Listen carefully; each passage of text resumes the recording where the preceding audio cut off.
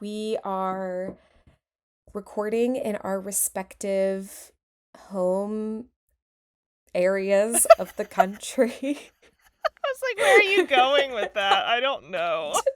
No. So if our audio is a little off, please don't hate us. We're using our Macs and we don't have our microphone set up for this one. And I know we were originally going to be talking about Doki Doki next, and we have recorded that episode, but we decided that we wanted to record a special Christmas episode because the day that we release is Christmas Day, and so we wanted to release Cthulhu Saves Christmas on Christmas Day as a little holiday cheer thing. I don't know. I'm rambling. Yeah, we're also recording Cool. in the morning today. So And yeah. lots of choices being made. Okay. This is going to be fun. It'll be good. Let's get started.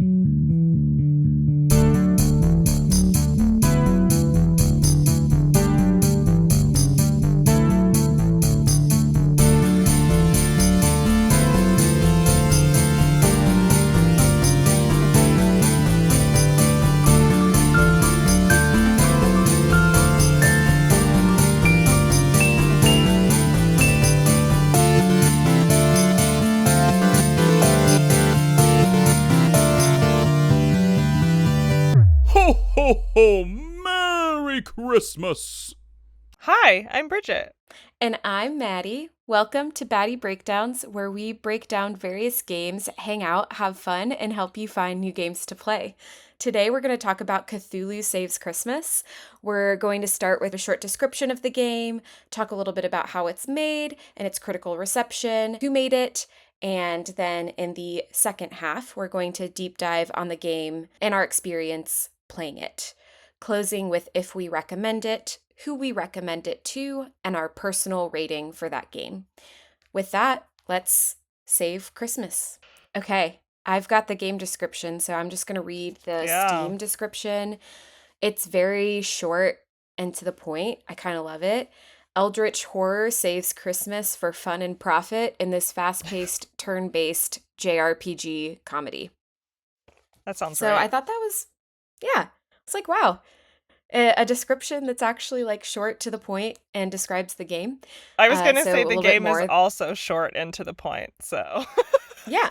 Yeah. So you play as Cthulhu and you team up with Santa's granddaughter, Crystal, to rescue Santa, who has been kidnapped by the League of Christmas Evil.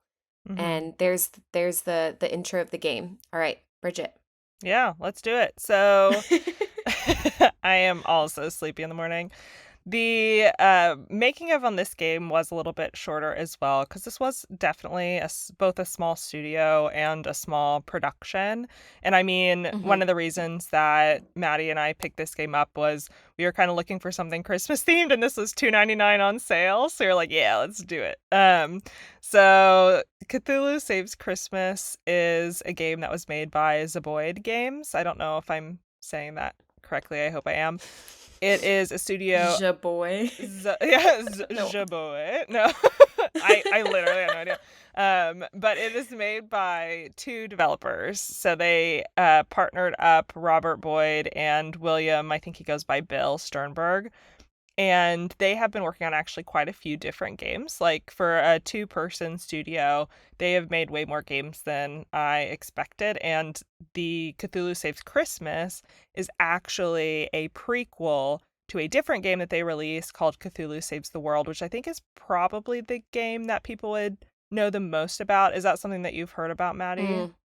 Yeah, I saw that on the Steam page. Mm-hmm. You can like click the developer and see the other games that they've published or created. Yeah, what was funny is, I am home for Christmas, and I was chatting with my brother because I played this like half of the week that I was there, and he was like, oh, is that from Cthulhu Saves the World? And I was like, yes. So he knew what it was, but they apparently had a pretty big Kickstarter back in the early 2010s for Cthulhu Saves the World. And people really appreciate the games that they make because they focus on bite-sized JRPGs, which I thought was a super fun concept and exactly what this game was. Like, I think Yeah. most people who play JRPGs know that it usually includes a ton of the grind, and a lot of it is just trying to level up your team and try and get to the areas that you know exist, but you can't actually fight yet. And so they specialize in these little bite-sized JRPGs that are a little bit more linear, a little bit shorter, but have really fun writing and interesting battle mechanics when it comes to the JRPG turn-based fighting. And a lot Mm-hmm. of their audience just continues to play their games because they really do have a focus on the kinds of games they play, which is kind of fun. Nice. Yeah, that is Yeah. fun. Yeah, and the last little bit is they I'm only going to mention this because I thought it sounded so fun. They have a next game that they've announced and they're coming out with. It is a Shakespeare-themed magical girl JRPG comedy inspired by Sailor What? Moon, which is just amazing. I love the magical girl genre. That's my favorite one. And so it sounded fun. So I thought I'd That mention does it. sound fun. Yeah, Aw. I know, it sounded cool. So the last little bit for the reviews, Steam was very positive. It had a 9 out of 10. Metacritic also had an 83%. So overall, people Oh, were wow. feeling, very positive about this game. The reviews themselves weren't super funny, which is kind of a shame because this game is so witty. I'll read a couple of them, but they're mostly just heartwarming. Cthulhu Saves Christmas is a festive treat, not huge enough to be considered a belt-loosening meal, but a sweet snack worthy of a taste, especially around the holidays. Cute. Yeah, that is cute. Yeah. And then another one, Christmas puns, video game references, meta humor, and festivity accurate history peppered throughout the game makes this a holiday joy. So overall, really, Aw. I know, it's just very heartwarming. I was really surprised by how heartwarming. I scrolled through a couple pages of it and I'm like, where are all the people joking? This is such a jokey game. But no, everyone was just really sweet and nice about this game. So there you go. And I think Nice. that's all I've got. Nice. Okay, well then let's get into the game. Do you want to start with first impressions? You go first? Yeah. Okay. All right. So, my first impressions for Cthulhu Saves Christmas is that the title screen music, I feel like we're only picking games with great music, but it fucking rules. Like, it's so, I don't know. It's like very good. I'll put another clip of it in this because I'm going to start doing that more when we talk about the music because we did it for Dream Yeah, Daddy and I was I like, like that. oh.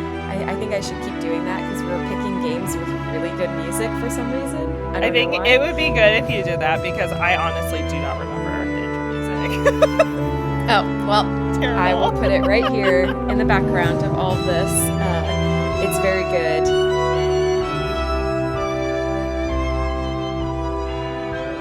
The other thing that I have is the Christmas puns are quite good. Oh my And gosh. I wrote down a few. I am so mad. Okay, so for the folks listening, a couple weeks before now, so before we played the game, I messaged Maddie and I was like, slay/slay is such a good pun. I want to figure out how to use it. And then in this game, in literally the first 5 minutes, they stole my sleigh pun. Yeah, They were they like, we did. slayed you and don't you forget it. I was like, are you kidding me? My sleigh pun is gone. I'm so mad. But the puns are good. Yeah. The puns are good. Yeah, I wrote down a couple. We slayed you. Yeah. That's a great one. Up to snow good. Oh, that's I liked that one a lot. painful. Oh, and then I just have another line that I thought was funny that we'll get into later. Okay, I'm looking forward to it. So many of the lines were funny. I think that was one Yeah. of the big first impressions I had too, was just the humor I feel like took off right away.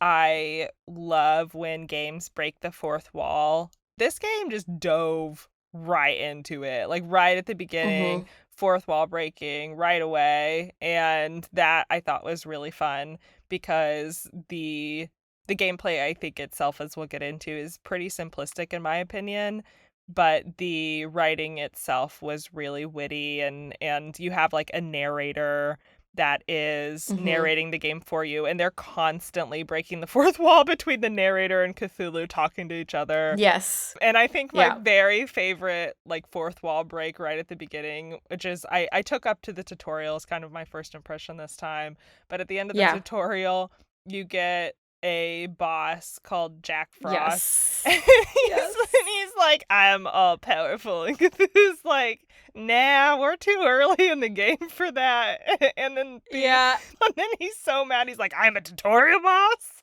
It's so Yeah. good. I It's loved good. that. Yeah. It was good. I think the only other first impression I had, which is a little bit more about the usability of the game, was this is a Windows only game. I am traveling, so I have a Mac, and I had to bring in the Parallels Windows VM to be able to play this game, which is fine. Wild. Yeah, it's okay. It worked fine, actually, playing it that way. I didn't have any trouble. It's not a very heavy load game. But on top of that, I didn't figure out that you could change the input controls. And I still don't know how to change the input controls. I found the button finally. The main tutorial section gives you a lot of information about how to do stuff, but when it tells you how to do stuff, it uses terms like the main menu button, and I'm sitting here looking at my Mac keyboard going, what is a main menu button? And I'm like pressing all the buttons, trying to figure out how in the world I get things to pop up, and I did finally figure some of that stuff out, but I will say that a little bit less intuitive than I expected because it's a keyboard only game and they didn't use the names of the buttons that you're supposed to press, but you can figure it out. Oh, I used my controller for it. Oh, I didn't bring a controller, but that makes sense. Oh. Yeah. Yeah, I brought my controller specifically for this. I could see how this would be much nicer as a controller game. As a keyboard game, there was a lot of like nitpicky arrow keying because you couldn't use your mouse. And it's a little tough using the arrow keys to move on a Mac because I've got my hand in the bottom right corner kind of like crooked and I'm like getting carpal tunnel from pressing these arrow keys so much. But yeah. No, that makes sense. The one thing that I did have that I wanted to chat with you about a little bit is it's a JRPG, but what makes it, like, what makes a JRPG? I know that that's kind of a big question, but I was just really curious because as I was getting into it, I was kind of like, what about this is JRPG besides turn-based? Like, I haven't played that many JRPGs. I will admit that usually they make me pretty bored. And so of the JRPGs that I've played and from what I've read about them, the JRPG piece comes from you being able to insert yourself into another player's story and then having full control over how they kind of act that out. And I think the way that I see results in gameplay a lot of the times is that one, I think the turn-based combat is a really important aspect of JRPGs, but I think they also usually have a team-based strategy aspect. So when you have the little characters that you collect with the different skills and the different combinations, I think that is also something that's pretty standard in a JRPG space. The one thing I don't know about and was interested in this game in particular is the JRPGs that I have played never had a hub the way that this game did. So for those that are unfamiliar with Cthulhu Saves Christmas, at the end of each of the little like travel sections or between like main areas, you have to sit in a little town hub. Christmas Town? Is that what it's called? Christmas Town? Yeah. You sit in Christmas Town for like 7 days, and each of the 7 days you pick one place to hang out, and you get like a cutscene per day and an item per day, depending on what you pick. And that I don't think is typically a part of JRPGs, but I could be very wrong. So this is actually the only part that I thought maybe was because the only JRPG that I've played is Persona, and this is very much like Persona. Yeah. Where you have a home base and then you get to allocate your day as you want. So let's just I'll just give a quick little summary for those listening of where we're at in the game. So you start, Cthulhu wakes up and he opens a present from quote unquote Santa. And when he opens it, it takes away his powers. After that, he's all mad. He's like, oh, I'm going to get Santa for taking away my powers. And he leaves his little, I don't know, thing. Cave. Realm? I like it. Realm? He leaves his realm Yeah. and goes to the Christmas realm. I don't know if it's called the Christmas realm, but, you know. Yeah. We're there. I would say it's pretty much a Christmas realm. That seems right. Yes. And he runs into Crystal, Santa's granddaughter, and he's like, hey, where's Santa? I want to beat him up.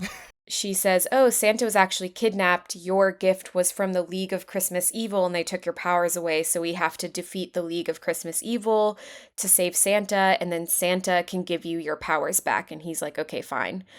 And that's how the game starts. And then you do the tutorial, and then you go to Christmas Town. Persona is similar to that. It's more than one activity, but it's kind of like you're going to high school, or Persona 5 is specifically what I'm talking about. You like go to high school and then you're trying to level up different stats. And then the other thing that I noticed is the music during this part, and I'll play it again, is very similar to Persona's home base type music.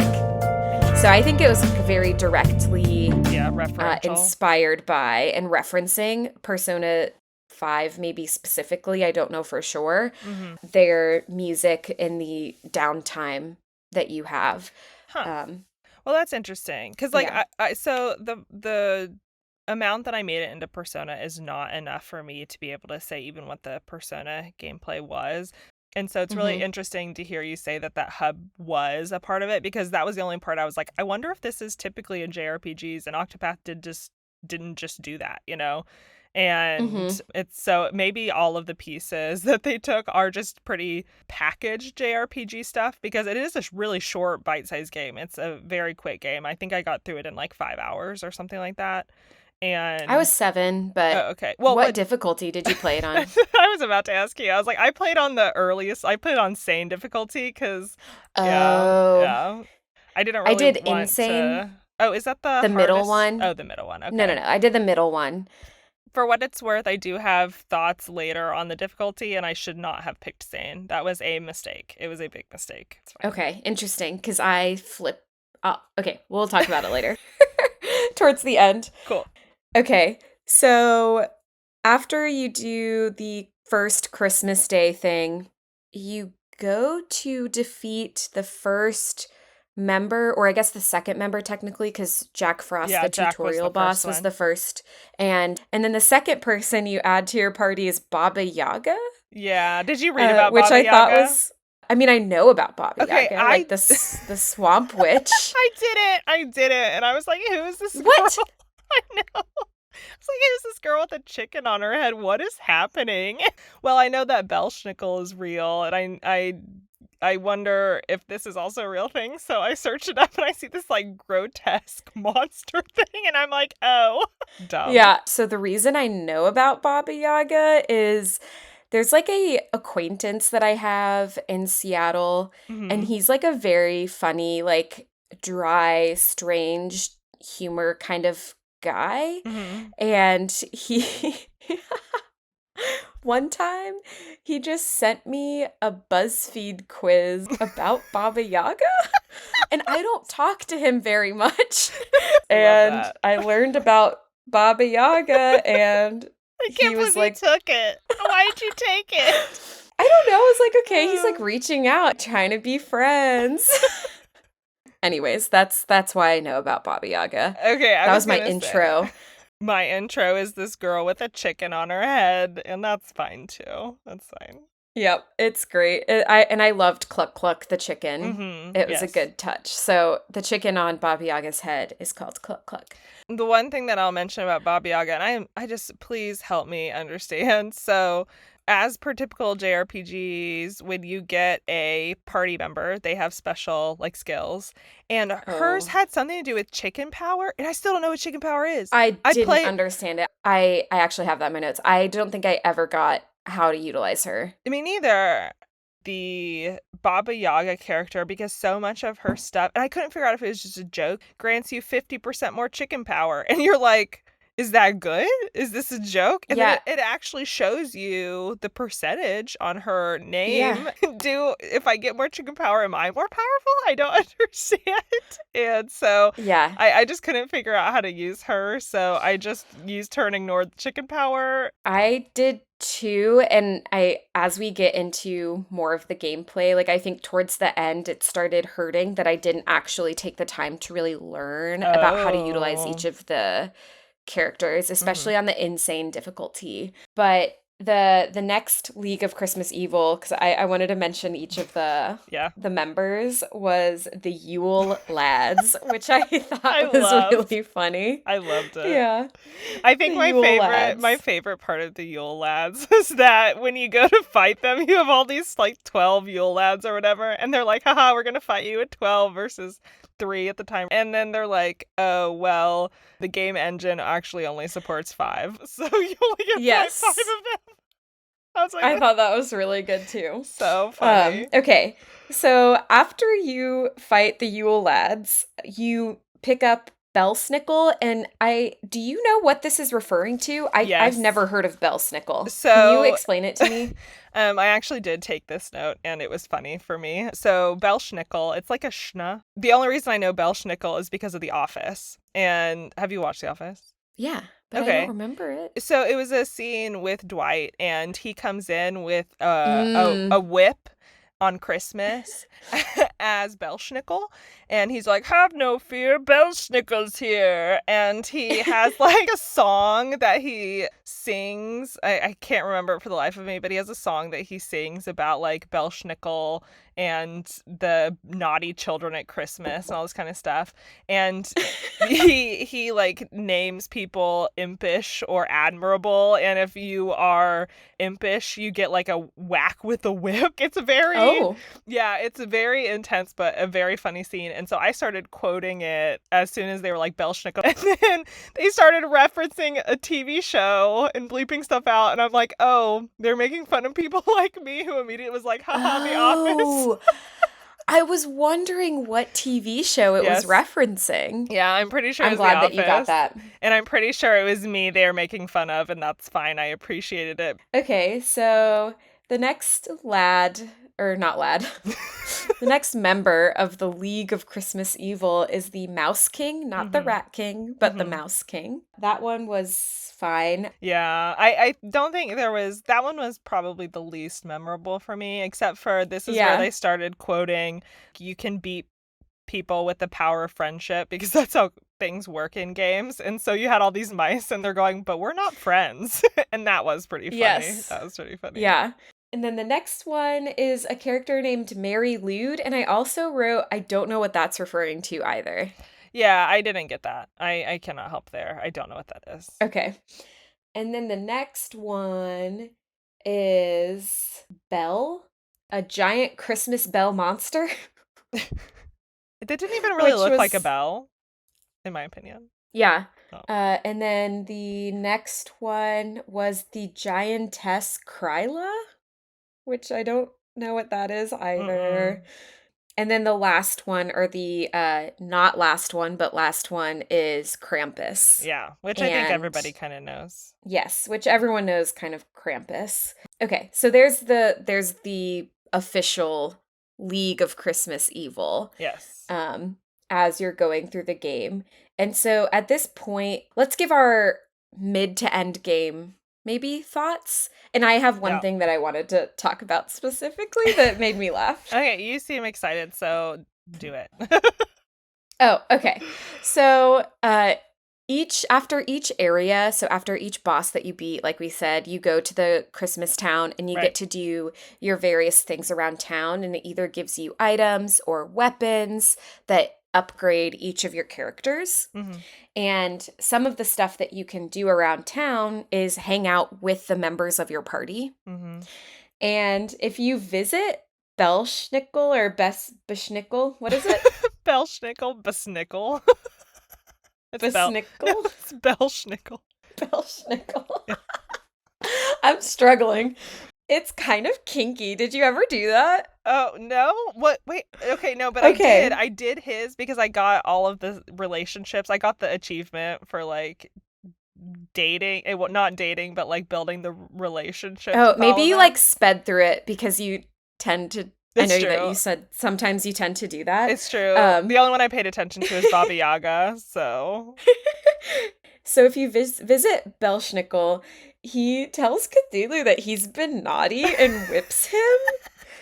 He's like, "You've been naughty," and he whips him, and then he like throws candy at him and is like, "Eat it." I was like, "Oh, okay." And then Cthulhu's like, "I don't want to," and he's like, "Eat it." And Eat the then candy. Cthulhu eats the candy. It's a very Dom sub. I don't know. I was just like, "Ooh, this is a little spicy." Maybe I'm reading into that more than it should be, So but he like whips Cthulhu multiple times and it's like, "Eat the candy, you bitch." Okay. okay, so for what it's worth, I did do that storyline and I do remember the whipping, but I don't know that I was in the headspace sitting watching Christmas movies with my family while I played this to be like, oh. Yeah. Okay. What about you? I think Anything? for me, mid-game, I think my favorite part was the boss with the Christmas bell, I think. And Yeah. so Mm-hmm. during the Christmas bell one, this I guess comes to one of my critiques of the game, but each of the regions was really repetitive for me, and Mm-hmm.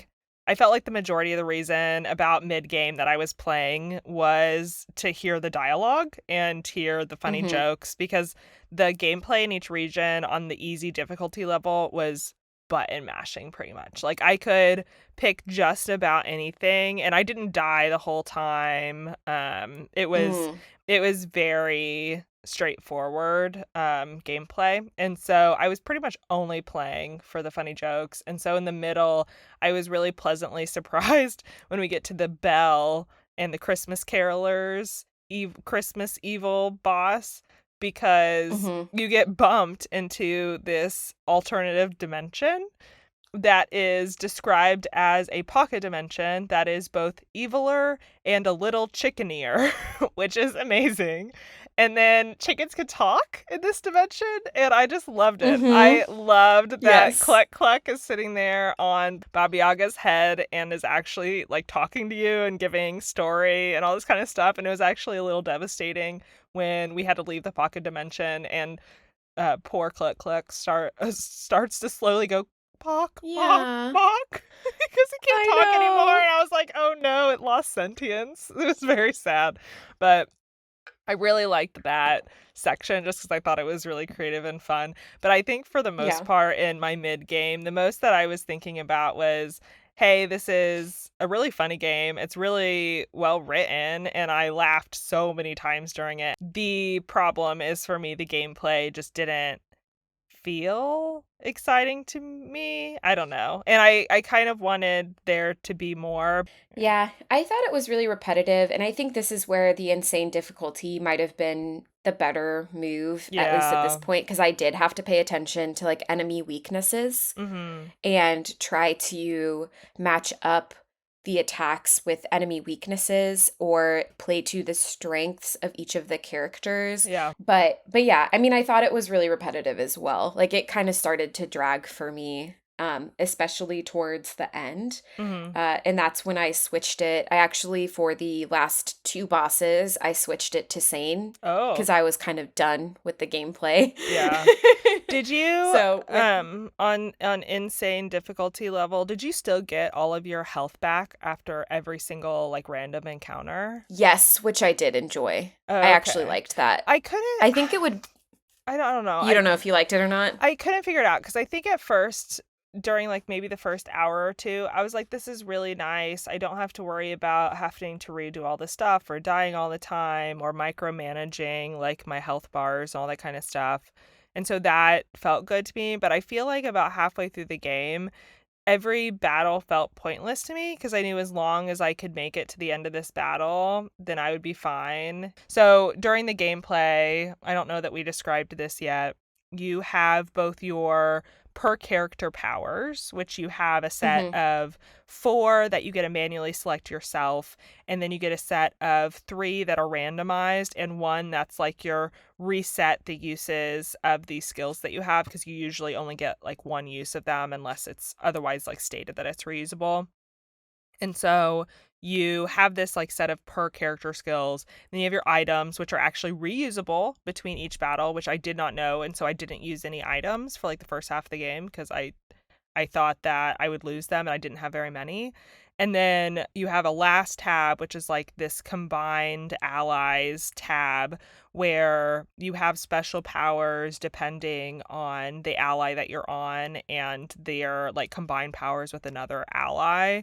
And so those ones are pretty strong. And so I feel like with a combination of Cthulhu's later powers and those combined powers, I could one shot a lot of stuff with just Cthulhu. Mm-hmm. And then Mm. with those combined powers, I was doing pretty okay. And then I liked the charm ability a lot. Charm, it would tell one enemy that they would attack their own allies instead of attacking you and your party. And I used Mm-hmm. that, and with the combination of those 3 things, I made it through about 99% of the game without like thinking about it. And so Mm. the getting health regenerated every single time, I don't know. It felt like I didn't have to care about anything, but I was on the same difficulty, and I did that because I didn't know that I could take the mental effort of insane Mm-hmm. at the beginning, and it defaulted to sane. So I was like, oh, okay, so I'm assuming sane is the base one. So the reason I switched it to sane is because I did get stuck in a Mm-hmm. battle. It wasn't even a boss battle, it was just a regular one. Oh, okay. And towards the end, it was like in that last area before you meet Krampus. Mm-hmm. And I tried that battle like 6 Oh my times gosh. Okay. and I never won it. And I was like, it's impossible for me to win this thing. Mm. Um, and I had to do the game over and I hadn't saved for like 30 minutes. Oh, that's so And sad. it took me back to that save. And so I kind of like rage put it to sane so that I could just blow through the rest because I was like, fuck this. I'm gonna just. And then at that point, it was like you said, like nothing was a challenge on Yes. sane Yeah. at Yeah. that point. The other Yep. thing that I'd love to add about like the mid-game stuff is the thing I really did appreciate was that you got all of the characters really quick, and then you didn't have Yeah. to abandon them at any point in time to like trade them out for other characters. So like I really don't like I'll give Pokemon as stupid example, but it's an example. You collect all these little Hmm. babies, and I want to be able to have them all walk around with me, and I want to fight with all of them. Yeah. And so I really liked in this game that you got all of your people really fast, and then they all came in at an equal level. I thought it was Yeah. nice. Yeah. No, I liked that too. The other thing that I enjoyed is did you ever go to the menu and do the party talk? Oh, yes, that was so funny. I didn't know what the button was going to do, and it did it. It was funny. I liked it. Yeah. I did that every once in a while and it had new dialogue every time Oh, that I did it. Mhm. that's fun. I So just did it once, for I those think. listening, in the game, the menu, it has a button called Party Talk and you select it and then it just goes to the characters and they all talk to each other and say something kind of funny. I thought that was a nice touch. Okay, do you want to talk about the very ending? Do a little spoily on the last person that you fight and then Sure. our closing thoughts? Yeah, let's do it. I will do the spoily. So at the end of this, fighting the League of Christmas Evil, like Maddie mentioned, you get to Krampus. And Krampus actually has a surprise in and of himself, because as you're fighting Krampus, which I wrote down this quote, and I don't remember who was the one who said it. I think it was Krampus, but he was like, I am the naughty list Santa baby. And I cannot, with that Yes. line, it was probably my favorite line of the whole game. It's so ridiculous. And then in the middle, after you battle Krampus and you defeat him, then Krampus has another creature that comes up behind him that is from the Lovecraftian like horror genre. So I cannot Mhm. pronounce this name. There's no way. Not Nyarlathotep? I Nyarlathotep. have no idea either. Yeah, that's what I you was gonna guys are say gonna get. Nyarlathotep. Yeah, so there you you guys can understand that we cannot pronounce that, but on the plus side, you can probably attempt to spell it based on a really sad pronunciation and figure out who it is. Nyarlathotep shows up and he's like, "Did you not think that there would be more? Like, this is the final boss. What are you doing?" And he revives Krampus, and then you have to fight both of them. And then once you Mhm. fight both of them, theoretically you're supposed to be done, right? You rescue Santa. Santa's kind of I don't know. Santa was kind of a jerk. He just like disappeared. It's just like, I'm out. And Thank you. Bye. yeah, so you like rescue Santa from this cage and then he just like pieces out and you think he's going to go deliver presents or something, but then you end up back in Christmas Town. And on Christmas Town, the UI every day in Christmas Town says something like Christmas Eve, the 36th or the 48th, because the whole idea is that Christmas can't come because Santa has been kidnapped. And so you're Mhm. perpetually stuck on Christmas Eve. And so when you get to the Christmas Town at this point, it still says Christmas Eve, I don't remember the number I had, I think the 48th, something around there. 47 or yeah, 47. yeah. Yeah. And so something like that. And so because you are stuck on Christmas Eve, the 48th, clearly the game hasn't actually ended because you're still in Christmas Town and it's Christmas Eve still and something's very wrong. And you spend some time in Christmas Town, which actually, Maddie, I wanted to ask you about. So when I was in Christmas Town during this like end of game, not end of game place, I hadn't finished any of the relationship trees with our party members yet. I was Mm. really close on all of them, but I hadn't finished them. And I didn't get the chance to move on to this next phase until I had done full relationships with all three of them. Is that what happened to you? Oh. Or like, how did it go Well, for I you? think I accidentally did that anyways. I didn't notice that it Oh. wasn't moving on. Oh, okay. So you still had to do it, but I you... mean, I did do it. Yeah, I did do it. But I didn't notice it being more days than normal. I thought it was like the same, like you get an allotted like Mm, 4 days or something. maybe then it just magically worked out for me too. I really... So assumed I had finished in just a couple of days, way less than the normal like 7-day week. I assumed that I had to finish the relationships in order to move forward, but maybe I didn't. Maybe it was just a short I think it was week. more of a coincidence because Yeah. I don't think I ever finished Belsnickel. Oh, okay. You didn't get the final, like, they all had a statement at the end that was very clearly like you finished their loop. You didn't do that with Belsnickel? No, I did Baba Yaga and Crystal, and then I got a girlfriend on the beach. You could get a girlfriend on the beach? If you go to the beach enough, you get a girlfriend. What? What are you... What? Yeah. What? Well, now I'm mad. Yeah. I spent too long trying to get Baba Yaga's house with the chicken legs. Yeah. No, I liked that one a lot. But I didn't know that there were other storylines. Every other place that I did, like I did the mall a lot and I did the post office and I Mm. did the soup kitchen a lot, but I don't even know that I ever went to the beach. Does that ruin your relationship with Crystal? Because she kind of hits on you a lot. No, it doesn't. Oh. Because Cthulhu doesn't like her back. It's true, but I just thought that was like Cthulhu. But did Cthulhu The like the girlfriend on the beach? Well, it's funny because you get to choose. So, like, the girl on the beach is like, "Will you be my boyfriend?" And then I think, oh, I should have written it down. It was something funny. I think it was, I think it's something about Bay. It was something with Bay, Oh. Totes Bay, or something like that. Love it. And you get to select either Totes Bay or no, go away. Fine, I'll get a girlfriend. Yeah. Um, I love that. yeah, that was what I did. I'm really disappointed that I missed that then. But anyway, yeah. So you end up with Christmas Town. You're stuck in Christmas Town. You end up trying to guess what's going on and what's wrong. And so they start naming Christmas themed things and they end up with Scrooge and the ghost of Christmas past, present, and surprise, the ghost of Christmas future. are actually our Feature. final boss, which I didn't see coming. Fair enough. I did not see coming. Me neither. And this Ghost of Christmas Future can predict and show a world of what it would be like without Santa. And so that you get blasted into this future, this theoretical future of Santa isn't there anymore and everything's dilapidated and sad. I got lost in this world so many times. But you Oh, eventually no. make it to the Ghost of Christmas Future. You battle them as per usual. I don't think there's anything super special about it. I don't think so. Yeah, I didn't think so. And then you win. And you Yeah. save Christmas. Cthulhu saved Christmas as Yay. per the title card. We were not lied to. He did save him. And then apparently after that, and I didn't go this far, but you can actually play a New Game Plus afterwards. Yeah.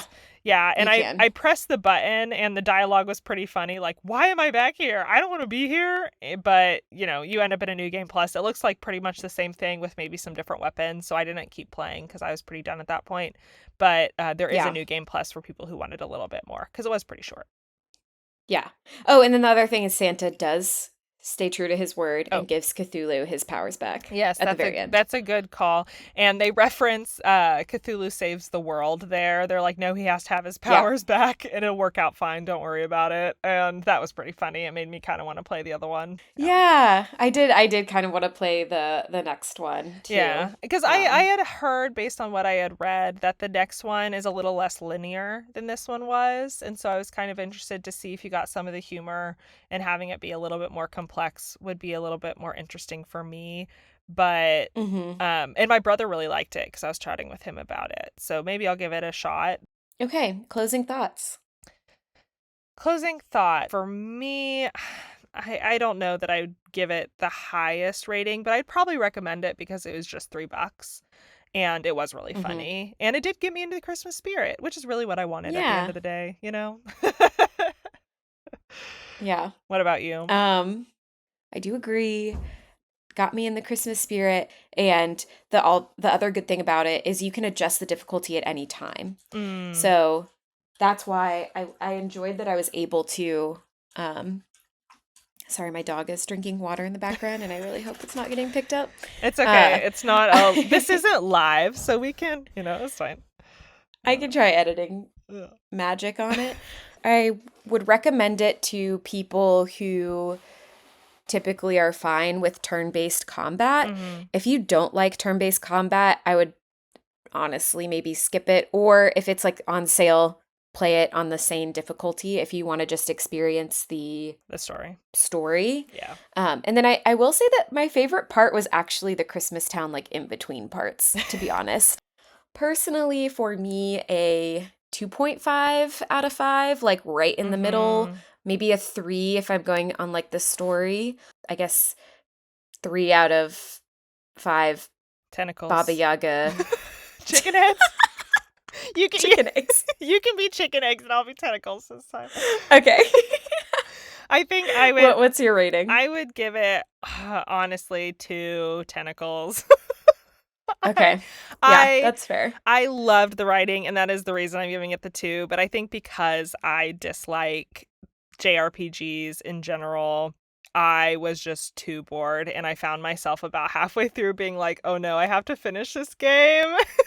And that feels bad. Yeah. And people really liked it, so I don't want people to be discouraged not to try it. I think I'm just that little subset of the audience that Maddie mentioned is like, oh, if you don't like turn-based combat, then this might not be the game for you. Definitely would recommend it for folks, especially at the $2.99 price point that Maddie and I picked it up at. But it was a little bit lower, I think, on my would play again list. Yep. Okay. Merry Christmas. Happy Hanukkah. Thank you for listening to our podcast. If you liked it, don't forget to subscribe and rate it so the algorithm gods are in our favor. You can find us on Instagram and TikTok at Baddy Breakdowns, and visit our website, baddybreakdowns.com, made by Bridget Keene. The podcast art was done by Tanisha Vernikar, and the podcast song was made by me, and it was also edited by me, Maddie Wisnett. Join us next time to hear us two baddies break down High on Life. I am pumped for High on Life. I am ready. Me too. Actually, I don't know if I'm ready for it, but I'm ready for it. I'm ready for it. Okay. Bye, everyone. Bye, y'all.